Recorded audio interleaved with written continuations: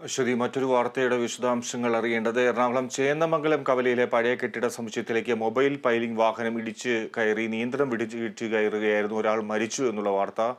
അശ്വതി, ആരാണ് മരിച്ചത്? എങ്ങനെയാണ് ഈ സംഭവം ഉണ്ടായത്?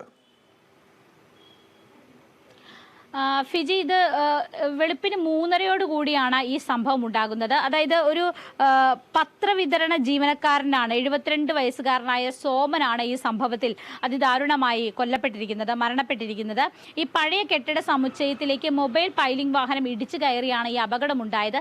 അതായത് ഒരു കാറിനെ ഓവർടേക്ക് ചെയ്യുന്നതുമായി ബന്ധപ്പെട്ടുണ്ടായ സംഭവമാണ് ഇത്തരത്തിലുള്ള ഒരു അപകടത്തിലേക്ക് നയിച്ചത്. അങ്ങനെ കാറിനെ ഓവർടേക്ക് ചെയ്യുന്ന സമയത്ത് ഈ പൈലിംഗ് വാഹനത്തിന്റെ നിയന്ത്രണം നഷ്ടപ്പെട്ടു എന്നാണ് നമുക്ക് മനസ്സിലാക്കാൻ സാധിക്കുന്നത്. അങ്ങനെ ഈ കാറിനെ മറികടക്കാൻ ശ്രമിക്കുന്നതിനിടയിൽ ഈ വാഹനം അടുത്തുള്ള കെട്ടിടത്തിലേക്ക് ഇടിച്ചു കയറുകയും അത് ഇരുനില കെട്ടിടമാണ്, അതിന്റെ താഴത്തെ നിലയ്ക്ക് ഗുരുതരമായ കേടുപാടുകൾ സംഭവിച്ചിട്ടുണ്ട്. ഒപ്പം തന്നെ പത്രവിതരണ ജീവനക്കാരനായിട്ടുള്ള സോമൻ, 72 വയസ്സാണ് അദ്ദേഹത്തിന് ഉള്ളത്, അദ്ദേഹം മരണപ്പെടുകയും ചെയ്തു.